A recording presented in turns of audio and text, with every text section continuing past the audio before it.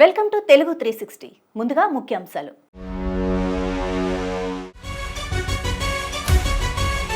టీచర్లను గౌరవప్రదంగా చూస్తాం, కొత్త సంస్కరణలు తీసుకొస్తాం. మెగా పేరెంట్స్ మీటింగ్ లో చంద్రబాబు.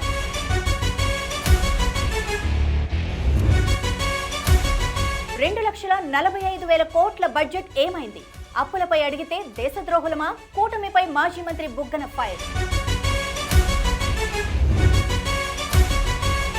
కల్తీ కళ్ళు దుకాణాలను నడుపుతున్నది కాంగ్రెస్ నేతలే.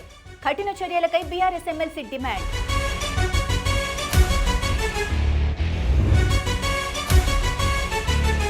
ఐదు గ్రామాలు మాకు ఇవ్వాల్సిందే. ఏపీ సీఎం చంద్రబాబుకు ఎమ్మెల్సీ కవిత లేఖ.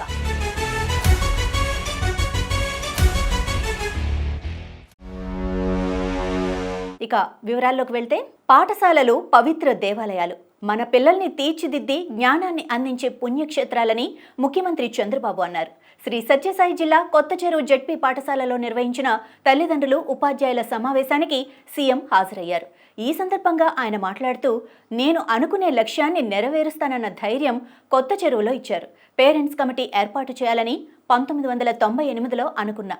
చదువుకొని పైకొచ్చిన వారు స్కూళ్లకు ఎంతో కొంత చేయూత ఇవ్వాలన్నారు. లోకేష్ చదువుకునే రోజుల్లో ఎప్పుడూ పేరెంట్స్ మీటింగ్కు వెళ్లలేకపోయానని, పిల్లలకు సంబంధించిన ప్రతి విషయంలో తల్లిదండ్రులు భాగస్వామ్యం కావాలని అన్నారు. ఈ రోజు ఇక్కడికి వచ్చిన మిమ్మల్ని తల్లి తండ్రికి కూడా బాధ్యత ఉంది. చాలా మంది తల్లిదండ్రులు వచ్చేది, మన పిల్లలకు 1 ఎకరా భూమి కొనిద్దామని ఆలోచిస్తాం, లేకపోతే ఏదో కష్టపడదాం అని మీరు ఆలోచించుకుని నిరంతరం పిల్లల్ని నిర్లక్ష్యం చేసే పరిస్థితికి వస్తున్నారు. దాంట్కి నేను కూడా ఉన్నా. ఒక మాటలో చెప్పాలంటే, ఇప్పుడే మంత్రి గారు ఒక మాట అన్నారు, నేను 1978లో ఎమ్మెల్యే అయ్యాను, అక్కడి నుంచి మంత్రి అయ్యాను, ముఖ్యమంత్రి అయ్యాను, రాజకీయాల్లో బిజీగా ఉన్నాను. కానీ ఏ రోజు కూడా నేను పేరెంట్స్ కమిటీ మీటింగ్కి లోకేష్ స్కూల్కి వెళ్ళా, కాలేజీకి వెళ్ళా, ఎప్పుడూ వెళ్ళలేదు. కానీ మా మిస్సెస్ అయితే నిరంతరం పర్యవేక్షించి బాగా చదివించాలని ఆలోచించడమే కాకుండా అన్ని మీటింగులకు వెళ్లి కడకు స్టాన్ఫోర్డ్ వరకు చదివించడానికి కృషి చేసిన వ్యక్తి మా మిస్సెస్. అది తల్లి ప్రాధాన్యత. ఇక్కడ కూడా నేను చూస్తున్నా మిమ్మల్ని అందరినీ. ఈ రోజు మీరు చూస్తే పిల్లలు ఎంతమంది ఉన్నారు? చేలు పైకెత్తండి. పిల్లలు ఓకే, దించండి, చేలు దించండి. తల్లులు మీరు చేలు పైకెత్తండి. ఆడవాళ్ళందరూ తల్లులు మాత్రం, తండ్రులు కాదు, తల్లులు మాత్రం ఓకే, దించండి. తండ్రులు చేలు పైకెత్తండి. తక్కువ కనపడుస్తున్నారు తండ్రులు, మీరు కూడా డుమ్మా కొట్టారు. అంటే ఇలాంటి సందర్భంలో నేను చూస్తే మీరే చూశారు. ఇప్పుడు తల్లులందరూ వచ్చారు, తండ్రులు మాత్రం డుమ్మా కొట్టారు. ఆ తప్పు చేయొద్దండి, మీ బాధ్యత. అందుకే నేను కూడా ఆలోచించాను, నేనెప్పుడు మహిళా పక్షపాతిని. నేను చేసిన కార్యక్రమాలన్నీ ఆడబిడ్డల పేరుతోనే ఆడబిడ్డలకే చేశాను. ఎప్పుడో డాక్రా సంఘాలు పెట్టాను. పొదుపు ఉద్యమం నేర్పించింది నేనే నా ఆడబిడ్డలకి. ఈరోజు ఎన్నో వ్యవస్థలు విధ్వంసమైనాయి, కానీ ఆ రోజు పెట్టిన డాక్రా సంఘాలు, మెప్మా సంఘాలని ఎవరూ కదిలించలేకపోయారంటే అది శక్తివంతమైన ఒక ఆర్గనైజేషన్. ఆ తర్వాత కూడా నేను ఆలోచించాను, ఒకప్పుడు చాలా వివక్షత ఉండేది. ఆడబిడ్డల్ని మగవాళ్ళు ఇంట్లో తల్లి కూడా చదివించేది కాదు. ఆ రోజు మీరు ఆలోచించింది, మగపిల్లవాడిని చదివిస్తే మనకు తిండి పెడతాడు, మనల్ని చూసుకుంటారు. ఆడపిల్లల్ని మాత్రం వీలైన తొందరలో పెళ్లిళ్లు చేసి ఒక ఇంటికి పంపించేయాలనుకునేవారు. నేను ఆ రోజు ఒకటే ఆలోచించాను, ఆడబిడ్డల సంరక్షణ పథకం పెట్టి అప్పట్లోనే 5,000 రూపాయలు బ్యాంక్ డిపాజిట్ చేసి పెద్దయినాక ఆ డబ్బులు ఉపయోగించుకునే కార్యక్రమానికి శ్రీకారం చుట్టాను. అదే కాదు, కాలేజీల్లో 33% ఉద్యోగాల్లో రిజర్వేషన్లు పెట్టాను. నేను ఒకటే ఆలోచించాను, మగ పిల్లల కంటే ఆడపిల్లలు తక్కువ కాదు. తల్లిదండ్రులు బిడ్డల్ని సమానంగా చూసుకోవాలి. ఆ స్ఫూర్తితోనే ఈరోజు ఎంతమంది పిల్లలుంటే అంతమంది పిల్లలకి తల్లికి వందనం ఇచ్చాం. ఈరోజు ఇక్కడ చూస్తే ఓసారి మనం చేసే కార్యక్రమాలు ఒక చరిత్రకు శ్రీకారం చుడతాయి. అదే నేను ఒకే బిడ్డకిస్తే ఒకరు మాత్రం చదివిస్తారు, ముగ్గురిని లేకుంటే నలుగురిని ఈరోజు నేను చూస్తున్నాను.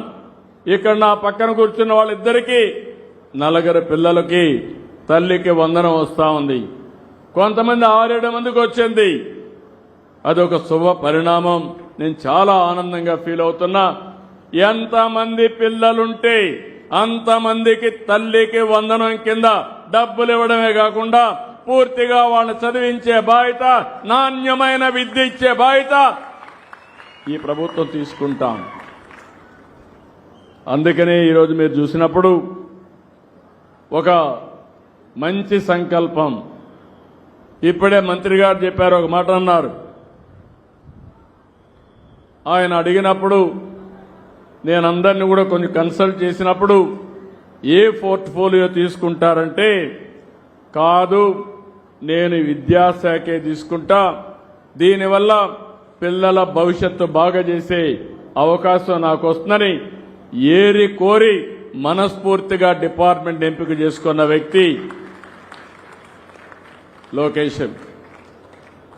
ఎందుకంటే నేను కూడా అనుకున్నాను, డిఫికల్ట్ డిపార్ట్మెంట్, అనునిత్యం పనులుంటాయి. కానీ అతనికి ఉండే స్టాన్ఫోర్డ్ వరకు చదువుకున్నాడు కాబట్టి ఆయన చూస్తే ప్రతి ఒక్కరూ మేము కూడా చదువుకొని పైకి రావాలనే కోరిక కలుగుతుంది. దాన్ని ప్రేరేపించే విధంగా కార్యక్రమాలు చేయమని చెప్పి కూడా ఆయనకి చెప్పా. అది చేస్తారని చెప్పి కూడా నేను మీ అందరికీ తెలియజేస్తున్నా. చంద్రబాబు కేంద్రంలో భాగస్వామిగా ఉండి కూడా రాజధానిని ఎందుకు అభివృద్ధి చేయటం లేదని మాజీ మంత్రి బుగ్గన రాజేంద్రనాథ్ రెడ్డి ప్రశ్నించారు. అమరావతిని అభివృద్ధి చేయలేక వైఎస్ఆర్సీపీపై విమర్శలు చేస్తున్నారని ఆగ్రహం వ్యక్తం చేశారు. రాష్ట్రానికి తెచ్చిన అప్పులు ఎక్కడికి పోతున్నాయని ప్రశ్నల వర్షం కురిపించారు. కూటమి ప్రభుత్వం ఎందుకు అప్పులు చేస్తున్నారని అడిగితే, మేము దేశద్రోహులమా? మీ అసమర్థతను కప్పిపుచ్చుకోవటానికి మాపై బురద చల్లటం ఎందుకు? అమరావతిని అభివృద్ధి చేయలేక మాపై విమర్శలు చేస్తున్నారా అని అన్నారు. ఇంతకుముందు కూడా 2014 నుంచి 19 5 సంవత్సరాలు మీరే పాలించినది. అప్పుడు కూడా కూటమే. అప్పుడు బీజేపీ వాళ్ళు 2 మంత్రులు మీ దగ్గర ఉన్నారు, మీ 2 మంత్రులు బీజేపీ కేంద్రంలో ఉన్నారు. 5 సంవత్సరాలు మీకు కాలపరిమితి ఉన్నింది. అమరావతి మీరు కట్టలేకపోయినారు. 35,000 ఎకరాలు, 40,000 ఎకరాలు, 50,000 ఎకరాలని రకరకాల భూములను పోగు చేసినారు. దాన్ని అంత పెద్ద భూమిని పోగు చేసిన తర్వాత దానికి అభివృద్ధి చేసేదానికి కావాల్సిన డబ్బులు మీ దగ్గర లేవని తెలిసే పోగు చేసినారు. అమాయక రాష్ట్ర రైతుల నుంచి తీసుకున్నాక డబ్బులు మళ్ళా లేవని చెప్పి అప్పు చేసేదానికి పోయినారు. అప్పుడు కూడా ఏమన్నారు? మేము అడ్డపడినామన్నా. మేము ఎందుకు అడ్డపడతామండి? పోనీ మీకు అడ్డపడే శక్తి ఉందా? మీరే కదా. ఇప్పుడు కూడా అంతే. మీరు కేంద్రము, భాగస్వాములు, కూటమి, అసలు కూటమి సర్కారు పైన ఢిల్లీలో ఉండేది మీ మీద ఆధారపడింది. అంటే ఎవరో జర్మనీలో ఎక్కడో మెయిల్స్ రాస్తే మీకున్న శక్తి సామర్థ్యాలను ఆపగలుగుతుందండి. సోషల్ మీడియాలో మెయిల్స్లో ఎంతోమంది ఎన్నో రాస్తుంటారు. 2019 నుంచి 24 కూడా ఎంతోమంది అమెరికా నుంచి, యూరోప్ నుంచి రకరకాల మెయిల్లు, రకరకాల కంప్లైంట్లు. అప్పుడు మేము బెవరేజెస్ కార్పొరేషన్ ద్వారా చట్ట ప్రకారంగా ప్రభుత్వ ప్రోగ్రాంల కోసము చట్టం చేసి అప్పు చేస్తూ ఉంటే మీ వైజాగ్కు సంబంధించిన మీ శాసనసభ్యులు, ఇప్పుడు శాసనసభ్యుడే, అప్పుడు శాసనసభ్యుడే, కోర్టుకు వెళ్ళలేదండి, వ్యాజ్యం వేయలేదండి. ఈరోజు మీ దగ్గర అతి ప్రాముఖ్యమైన కాన్స్టిట్యూషనల్ పోస్టులో ఉన్న వ్యక్తి ఆ రోజు పలు లెటర్లు రాయలేదండి. అంటే అప్పుడు కూడా దేశద్రోహమేనా? ఇప్పుడు దేశద్రోహం అంటే అప్పుడు దేశద్రోహమే కదా. అంటే అప్పుడు ఎంతమంది దేశద్రోహాలు ఉన్నట్లు మీ దగ్గర? ఏం మాట్లాడుతున్నారండి అసలు? ఏదన్నా కానీ అంటే మీ అసమర్థతను కప్పిపుచ్చుకునేదానికి మా మీద ఏందండి బురద చల్లేది? ఎంతోమంది ఇప్పుడు జర్మనీలో ఉండొచ్చు, ఆస్ట్రేలియాలో ఉండొచ్చు, అమెరికాలో ఉండొచ్చు, ఇండియాలోనే ఉండొచ్చు. ఎవరికైనా కానీ ప్రభుత్వ పరిపాలన సరిగా లేదన్నప్పుడు వాళ్ళ ఫండమెంటల్ రైట్ అది, ఎవరైనా రాసి ఉండొచ్చు. ఫండమెంటల్ రైట్ ఏమని రాసినారు? ఇది తప్పుగా జరుగుతుందని. అరే కరెక్టా కాదా అనేది మా ఛాలెంజ్ ఏమి లిమిటెడ్ టు మీరు రాష్ట్ర ఖజానా మీద, అంటే సామాన్య మానవులకు సంబంధించిన డబ్బుల మీద మీరు ఒక ప్రైవేట్ వ్యక్తులకు డబ్బులు డ్రా చేసేదానికి మీరు అధికారం ఇస్తున్నారు. అది అవునా కాదంటే అది చెప్పరు. అసలు మాకు ఆశ్చర్యకరమైనది ఏమంటే ఒక పెద్ద మిస్టరీ అన్నమాట. అసలు మీ అసమర్థతను కప్పుకోవడానికి మా మీద ఏందండి బురద వెళ్ళేది? అసలు మీరు పవర్ఫుల్ పీపుల్ కదా, మీరు ఎంత పవర్ఫుల్ పీపుల్. హుద్హుదును కంట్రోల్ చేయగలరు, కరువును ఆపగలరు, ఆర్టిఫిషియల్ ఇంటెలిజెన్స్ AI ద్వారా దోమలను కంట్రోల్ చేయగలరు. ఇన్ని పనులు చేసిన వాళ్ళు ఒక ఈమెయిల్ అడ్డం వచ్చిందండి మీకు? ఎందుకంత అసలు మీరు ఎందుకంత ఇరిటేట్ అవుతున్నారు? ఎందుకు ఇది చేస్తున్నారు? మాది స్ట్రైట్ క్వశ్చన్, సూటి ప్రశ్న ఒకటి. ఏమని? అప్పు చేయడం కరెక్టా కాదా మీరు చెప్పండి. అంటే మేము అప్పు చేస్తేనేమో తప్పు, మీరు అప్పు చేస్తేనేమో ఒప్పు. మేము అప్పు చేస్తేనేమో తప్పు, మీరు అప్పు చేస్తేనేమో ఒప్పు. అసలు మాకన్నా కనీసము ఎన్ని ఇబ్బందులు ఎదుర్కొన్నాము. మీ 2014 నుంచి 19 అన్ని సగంలో వదిలిపెట్టిపోయిన అసమర్థత పాలన, పోలవరం సగం, రాజధాని సగం, టిడ్కో సగం, అన్ని సగం. విపరీతమైన పెండింగ్ బిల్లులు పెట్టిపోతున్నప్పుడు ఇవన్నీ కాక మాకు కోవిడ్ వచ్చింది. మీకు లేదు కదండి, ఈ ఇబ్బందులు ఏముండే చెప్పండి. గురు పౌర్ణమి నాడు పుట్టపర్తిలో మెగా పీటీఎం కార్యక్రమం జరగటం సంతోషంగా ఉందని విద్యాశాఖ మంత్రి నారా లోకేష్ అన్నారు. పుట్టపర్తిలోని కొత్త చెరువు జెడ్పీ పాఠశాలలో నిర్వహించిన మెగా పీటీఎంలో మంత్రి పాల్గొన్నారు. ఈ సందర్భంగా మంత్రి లోకేష్ మాట్లాడుతూ, అమ్మ అంటే 2 అక్షరాలు కాదని అమ్మను గుండెల్లో పెట్టుకొని కాపాడుకోవాల్సిన బాధ్యత అందరిపై ఉందన్నారు. తాను విద్యాశాఖ మంత్రి అవగానే ప్రైవేట్ స్కూళ్లకు ధీటుగా ప్రభుత్వ పాఠశాలను తయారు చేయాలని ముఖ్యమంత్రి చంద్రబాబు ఆదేశించారని తెలిపారు. ఇందులో భాగంగా విద్యార్థులకు నాణ్యమైన దుస్తులు, పుస్తకాలను పంపిణీ చేశామన్నారు. ప్రభుత్వ పాఠశాలల్లో రాజకీయాలు ఉండవని, బడిగేటు బయటనే పాలిటిక్స్ అని చెప్పుకొచ్చారు. బ్లాక్ బోర్డ్ మీద చాక్ పీస్తో అక్షరాలు రాసిన ఛాంపియన్స్ మన గురువులు. క్లాస్ రూమ్లో చదువుతో పాటు జీవిత పాఠాలు చెప్పేది మన గురువు. స్టూడెంట్ ర్యాంకులు కొడితే ఆనందపడేది మన గురువు. స్టూడెంట్కి ఉద్యోగాలు వస్తే గర్వంగా చెప్పేది మన గురువు. అందుకే మనం ఎంత ఎదిగినా, ఎంత పైకెళ్ళినా మన గురువుని, ప్రత్యేకంగా మన పాఠశాలని మనం జీవితాంతం గుర్తుపెట్టుకోవాల్సిన అవసరం ఉంది. మాతృదేవో భవ. అమ్మ అంటే 2 అక్షరాలు కాదు, కనిపించే దేవత. తన జీవితం మన కోసం త్యాగం చేసేది మన అమ్మ. మన భవిష్యత్తు కోసం అహర్నిశలు కష్టపడేది మన అమ్మ. మనకి నడక నేర్పేది అమ్మ, మనకి బాధ్యత కూడా నేర్పేది అమ్మ. అందుకే గౌరవ ముఖ్యమంత్రి గారు తల్లికి వందనమని ఆనాడు చెప్పినప్పుడు కేవలం డబ్బులు ఇస్తాం కాదు, తల్లి పట్ల గౌరవం పెరగాలి. ఎప్పుడో తల్లికి అండగా నిలబడాలి. నేను పాదయాత్రలో ఎప్పుడు చెప్పేవాడిని, అమ్మని జాగ్రత్తగా చూసుకొని నాన్న ఏడిపించమని. అమ్మని మన గుండెల్లో పెట్టుకుని కాపాడాల్సిన బాధ్యత ఇక్కడున్న మనందరిపైన ఉంది. గౌరవ ముఖ్యమంత్రి గారు నన్ను విద్యాశాఖ మంత్రి చేసినప్పుడు నాకు ఒకటే చెప్పారు, ప్రైవేట్ పాఠశాలలకి ధీటుగా ప్రభుత్వ విద్యని తీర్చిదిద్దామని నేను చెప్పారు. అందుకే మీరు చూస్తే ఎప్పుడు లేని విధంగా ఈరోజు అద్భుతమైన యూనిఫామ్లు మీకు అందజేశాం, పుస్తకాలు ఇచ్చాం. ప్రైవేట్ సంస్థకి ధీటుగా ఈరోజు మీకు బ్యాగులు కూడా ప్రభుత్వం అందజేసింది, షూలు కానీ ఇవన్నీ కూడా ప్రభుత్వం అందజేసింది. ఇక్కడున్న తల్లిదండ్రులు ఒక్కసారి ఆలోచించమని కోరుతున్నా. గతంలో యూనిఫామ్లు ఇచ్చారు, నాణ్యత ఉండేది కాదు. ఈరోజు మేము ఇచ్చిన యూనిఫామ్ అన్ని స్టడీ చేసి కొంచెం బయట ఎండగా ఉన్నా కూడా పిల్లలకి ఇబ్బంది ఉండకూడదు, ఎక్కువ చౌంట పట్టకూడదని అద్భుతమైన ఫ్యాబ్రిక్ కూడా తెస్తాం జరిగింది. హైదరాబాద్ నడిబొడ్డున కల్తీ కల్లు వల్ల 7గురు మరణించిన ఘటనపై బీఆర్ఎస్ ఎమ్మెల్సీ దాసోజు శ్రవణ్ తీవ్ర ఆగ్రహం వ్యక్తం చేశారు. ఈ దుర్ఘటనకు రాష్ట్ర హోంశాఖ బాధ్యత వహించాలని, దాని నిర్లక్ష్యాన్ని బీఆర్ఎస్ పార్టీ తీవ్రంగా ఖండిస్తోందని ఆయన అన్నారు. కల్తీ కల్లు విక్రయిస్తున్న దుకాణాలపై కఠిన చర్యలు తీసుకోవాలని, అవి ఎవరి నేతృత్వంలో నడుస్తున్నా శిక్షించాలని ఆయన డిమాండ్ చేశారు. ముఖ్యమంత్రి రేవంత్ రెడ్డి వద్ద హోంశాఖ ఉన్నప్పటికీ ఈ విషయంలో ఎలాంటి చర్యలు తీసుకోకపోవడంపై దాసోజు ప్రశ్నించారు.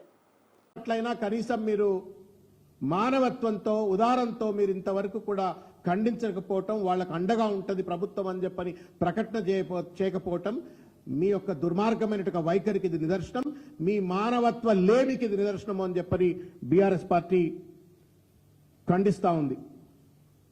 మేము విజ్ఞప్తి చేస్తా ఉన్నాం ముఖ్యమంత్రి గారికి, తర్వాత ఎక్సైజ్ శాఖ మంత్రికి, సంబంధిత అధికారులకు, పోలీసులకు అందరికి కూడా మొద్దు నిద్ర వీడండి. కల్తీ కళ్ళు బ్రాండ్ హైదరాబాద్ను దెబ్బతీసే విధంగా, పేదల జీవితాలను ఛిద్రం చేసే విధంగా ఎక్కడైనా ఎవరైనా కల్తీ కళ్ళు అమ్మేటువంటి ఒక పరిస్థితి ఉన్నట్టయితే వాళ్లపైన చట్టబద్ధమైనటువంటి చర్యలు తీసుకోవాలా అని చెప్పని మేము డిమాండ్ చేస్తా ఉన్నాము. రెండవ డిమాండ్ ఏంటంటే 7 ప్రాణాలు, 7 కుటుంబాలు, 7 తరాలు వాళ్లను ఆదుకునే విధంగా వెంటనే ప్రభుత్వం తగు ఎక్స్గ్రేషియా అనౌన్స్ చేయాలా అని చెప్పని ఈ సందర్భంగా ప్రభుత్వానికి మేము విజ్ఞప్తి చేస్తా ఉన్నాము.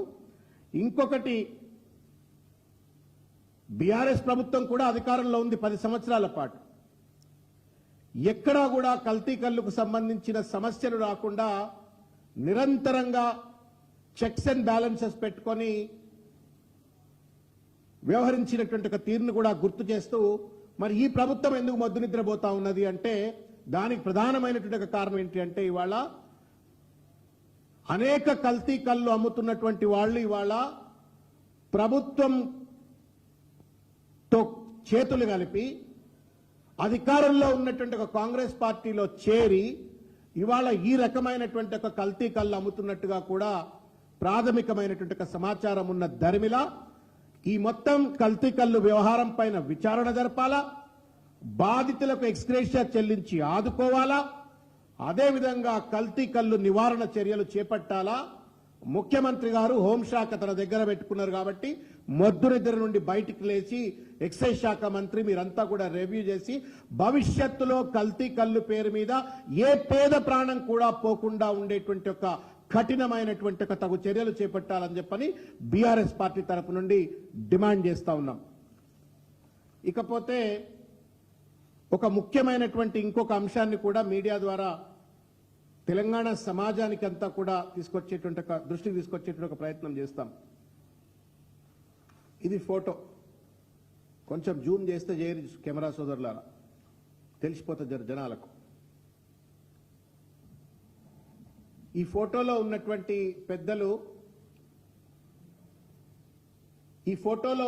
ఒక పెద్దలు గౌరవనీయులు ఆంధ్రప్రదేశ్ శాసనసభ్యులు, మంత్రివర్యులైనటువంటి తెలుగుదేశం సీనియర్ నాయకులు శ్రీ నారా లోకేష్ గారు, అదేవిధంగా మొన్నీ మధ్యనే భారతీయ జనతా పార్టీకి ఆంధ్రప్రదేశ్ అధ్యక్షులుగా నియమించబడ్డటువంటి, బీజేపీకి అధ్యక్షులుగా నియమించబడ్డటువంటి ఒక మాధవ్ గారు. మీరు స్పష్టంగా జూమ్ చేసి గనక ఈ మ్యాప్ను మీరు చూసినట్టయితే వాళ్ళిద్దరి మధ్య చేతుల్లో ఉన్నటువంటి ఒక మ్యాప్. విజయనగరం జిల్లాకు చెందిన ఇంటర్మీడియట్ విద్యార్థి రాజాపు సిద్ధు అతి తక్కువ ఖర్చుతో బ్యాటరీతో నడిచే సైకిల్ను తయారు చేశాడు. ఈ విషయం తెలుసుకున్న రాష్ట్ర ఉప ముఖ్యమంత్రి, అటవీ పర్యావరణ, సైన్స్ అండ్ టెక్నాలజీ శాఖ మంత్రి రాజాపు సిద్ధును ప్రత్యేకంగా అభినందించారు. వినూత్న ఆలోచనలతో సరికొత్త ఆవిష్కరణకు రూపమిచ్చిన సిద్ధు గురించి సామాజిక మాధ్యమాల ద్వారా తెలుసుకొని అతన్ని మంగళగిరిలోని క్యాంపు కార్యాలయానికి పిలిపించుకొని పవన్ ప్రత్యేకంగా మాట్లాడారు. నమస్తే సార్, నా పేరు రాజాపు సిద్ధు. మాది విజయనగరం జిల్లాలోని తర్లాం మండలంకి చెందిన జాడవారి కొత్తవలస అనే ఒక మారుమూల గ్రామం. సో నేను రాజం జీసీఎస్ఆర్ కాలేజ్లో ఇంటర్మీడియట్ సెకండ్ ఇయర్ చదువుతున్నాను. సో నేను మా గ్రామం నుంచి జీసీఎస్ఆర్ కాలేజ్కి వెళ్ళడానికి దాదాపు 17 కిలోమీటర్లు ప్రయాణించవలసి వచ్చేది. ఈ 17 కిలోమీటర్లలో కూడా దాదాపు 3 కిలోమీటర్ల వరకు కాలినడకన నడిచి మిగిలినంతా ఆటో ఆర్ బస్సుతో వెళ్ళవలసి వచ్చేది.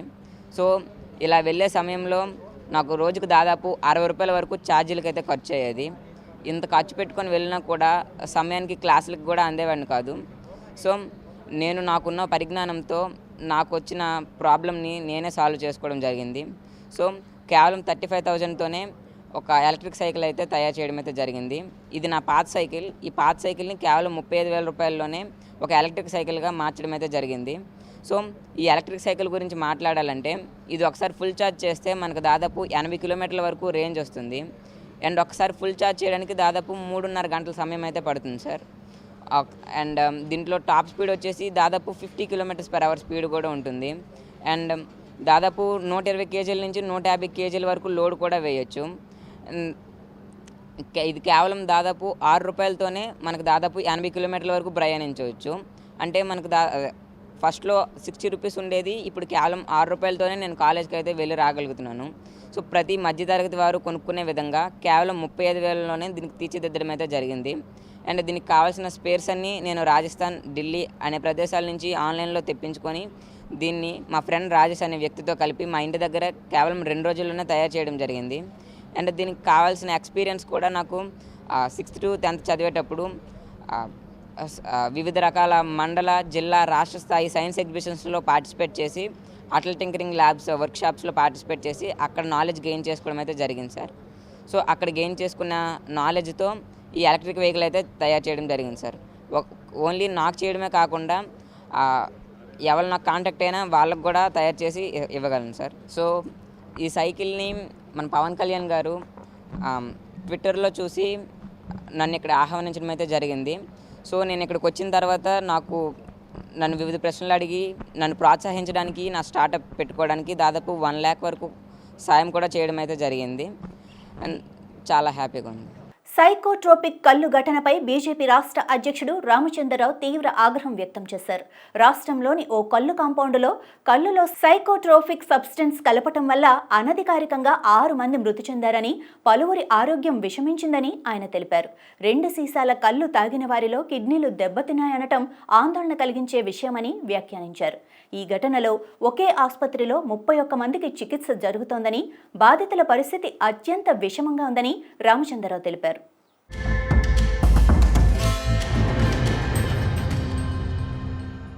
మొన్న 6వ తారీఖు నాడు జరిగినటువంటి ఒక 3 డిఫరెంట్ టాడీ అవుట్లెట్స్లో తాగిన వాళ్లకు పాయిజనింగ్ అయ్యి అది అడల్టేటెడ్ టాడీ అని చెప్పి అక్కడ ఉన్నటువంటి ఒక సమాచారం ప్రకారము అక్కడ వ్యక్తిని ఎవరైతే వెళ్ళారో అక్కడికి వాళ్ళు తాగిన తర్వాత అనధికారికంగా తెలిసింది 6 చనిపోవడం జరిగింది.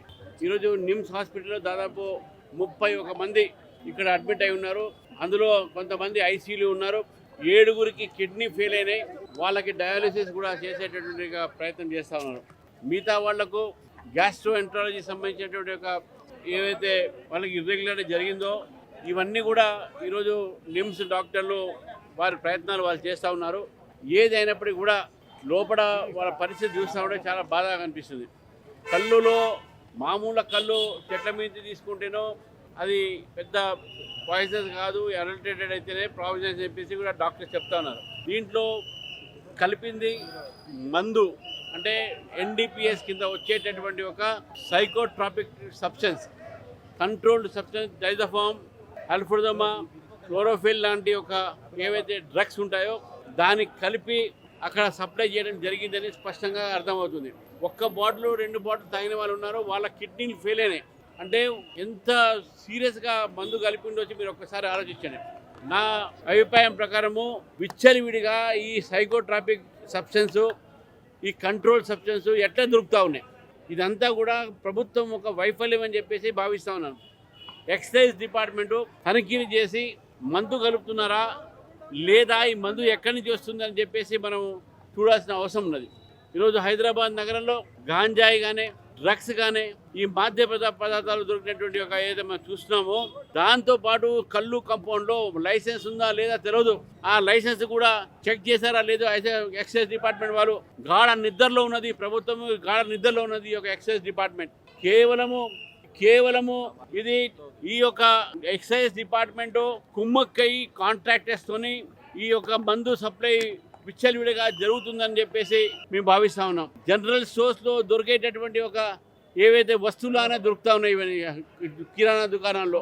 ఇది ఒక ఇన్సిడెంట్, ఈ యొక్క సంఘటన ఈ రోజే కాదు, 6వ తారీఖు కన్నా ముందు కూడా వికారాబాద్లో జరిగింది, కామారెడ్డిలో జరిగింది, మరి అనేక ప్రాంతాలు జరిగినాయి. కొన్ని బయటికి వస్తున్నాయి, కొన్ని బయటికి రావట్లేదు. కాబట్టి నేను ప్రభుత్వం డిమాండ్ చేస్తూ ఉన్నాను, కల్తీ మందు కలిపేటటువంటి ఒక ఏవైతే దుకాణాలు ఉంటాయో దాన్ని వెంటనే మూసివేయాలి. ఎక్సైజ్ డిపార్ట్మెంట్ రోజు తనిఖీ చేసి ఏ విధంగా వీళ్ళు కళ్ళు అమ్ముతున్నారా, కళ్ళు కలుపుతున్నారా అనే విషయం కూడా వాళ్ళు చూడాల్సిన బాధ్యత వాళ్ళకు ఉన్నది. కాబట్టి ఈరోజు ఎవరైతే చనిపోయారో వాళ్లకు మా తరపు నుంచి మేము ప్రగాఢమైన సంతాపం చెప్తున్నాం. డాక్టర్లు వాళ్ళ ప్రయత్నం వాళ్ళు చేస్తూ ఉన్నారు. కొంతమంది ఇంకా సీరియస్గా ఉన్నారు. 31 మంది ఇక్కడ ఒకటే హాస్పిటల్లో ఉన్నారంటే ఇంకా చాలా మంది వాళ్ళు ప్రైవేట్గా వేరే చోట కూడా వెళ్ళిపోవడం జరిగింది. కాబట్టి ఇది హైదరాబాద్ నగరంలో ఈ మధ్య కాలంలో జరిగినటువంటి ఒక ఏదైతే సంఘటన ఉందో ఇది చాలా పెద్ద సంఘటన. దీని పట్ల ప్రభుత్వం ఇప్పటికైనా కన్ను తెరిచి ఇటువంటి ఒక సంఘటన జరగకుండా ఉండాలని చెప్పేసి కూడా మేము కోరుతా ఉన్నాం. అదేవిధంగా మా పార్టీ నుంచి మేము కోరుతా ఉన్నాము, చనిపోయిన వాళ్ళందరూ కూడా బీదవాళ్ళు, ఇక్కడ ఉన్న వాళ్ళందరూ కూడా బీదవాళ్ళు, మామూలుగా డైలీ లేబర్ చేసేటటువంటి వ్యక్తులు.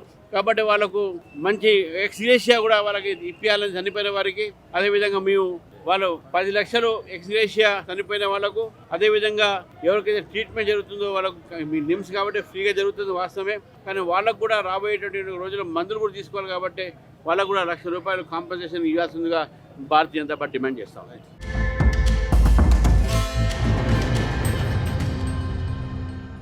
భద్రాచలం పట్టణాన్ని ఆనుకుని ఉన్న 5 గ్రామ పంచాయతీలను తెలంగాణలో విలీనం చేయాలని తెలంగాణ జాగృతి అధ్యక్షురాలు బీఆర్ఎస్ ఎమ్మెల్సీ కవిత డిమాండ్ చేశారు. ఈ మేరకు గురువారం ఏపీ సీఎం చంద్రబాబు నాయుడుకి లేఖ రాశారు. ఉమ్మడి రాష్ట్రం తెలంగాణ, ఆంధ్రప్రదేశ్ రాష్ట్రాలుగా విడిపోయిన తర్వాత పోలవరం ముంపు పేరుతో ఉమ్మడి ఖమ్మం జిల్లాలోని 7 మండలాలను చీకటి ఆర్డినెన్స్ ద్వారా ఏపీలో విలీనం చేయించుకున్నారని ఆరోపించారు. భద్రాచలం రాములవారి గుడి చుట్టుపక్కల ఒక 5 గ్రామాలు ఉంటాయి. ఆ 5 గ్రామాలు భయంకరమైన పరిస్థితులలో ఉన్నాయి. ఆ 5 గ్రామాలు ఇప్పుడు ఆంధ్రాలో ఉన్నాయి. ముఖ్యంగా మన భద్రాచలం రాములవారి మాన్యం ఒక 1000 ఎకరాల భూమి కూడా ఆంధ్రాలో కలిసిపోయినటువంటి పరిస్థితి ఉన్నది. అందుకే జాగృతి తరఫున మేము డిమాండ్ చేసినాం. హైదరాబాద్లో ఒక రౌండ్ టేబుల్ సమావేశం పెట్టినాం. ఇప్పుడు ఆ బాధితులంతా కూడా ఇక్కడికి వచ్చినారు. 5 గ్రామాల వారిని కూడా కలుస్తాం. మరి అక్కడ రౌండ్ టేబుల్ పెట్టి మేము డిమాండ్ చేసినాం. ఇక్కడ తుమ్మల గారు ఖచ్చితంగా చర్యలు తీసుకోవాలి. 5 గ్రామాలు ఆంధ్రాలో ఉన్నాయి, తెలంగాణలో కలపాలని కేవలం తెలంగాణ జాగృతి మాత్రమే డిమాండ్ చేసింది. మరి ప్రభుత్వం దిగివచ్చి తుమ్మల నాగేశ్వరరావు గారు కూడా లెటర్ రాయడం జరిగింది 5 గ్రామాలను తెలంగాణలో కలపాలని. మరి ఇంత జరుగుతున్నటువంటి సందర్భంలో కూడా నిన్న భద్రాచలం ఈవో రమాదేవి గారు ఆంధ్ర ప్రాంతంలో భూములను చూడడానికి పోతే ఆమె మీద దాడి చేయడం జరిగింది. మన తెలంగాణ ఆడబిడ్డ, ఒక బీసీ బిడ్డ రమాదేవి మీద మరి ఆంధ్రాలో దాడి జరగడాన్ని నేను చాలా తీవ్రంగా ఖండిస్తా ఉన్నాను. ఇదే వేదిక నుండి, ఇదే కొత్తగూడెం నుండి ఆంధ్రప్రదేశ్ ముఖ్యమంత్రి గారు గౌరవనీయులు చంద్రబాబు నాయుడు గారికి తెలంగాణ జాగృతి ఆధ్వర్యంలో మేము ఒక ఉత్తరం కూడా రాస్తా ఉన్నాము. అయ్యా, మీ దగ్గర ఉన్నటువంటి 5 గ్రామాలు, అందులో మా రాములవారి మాన్యాలు కూడా ఉన్నాయి, వాటిని తక్షణమే తెలంగాణకి ఇవ్వాలని చెప్పి చంద్రబాబు గారిని మేము డిమాండ్ చేస్తూ ఇక్కడ నుండి ఒక ఉత్తరం కూడా చంద్రబాబు నాయుడు గారికి పంపబోతా ఉన్నాం. ఇవి ఇప్పటివరకున్న అప్డేట్స్. మరిన్ని అప్డేట్స్ కోసం చూస్తూనే ఉండండి అభినవ్ భారత్.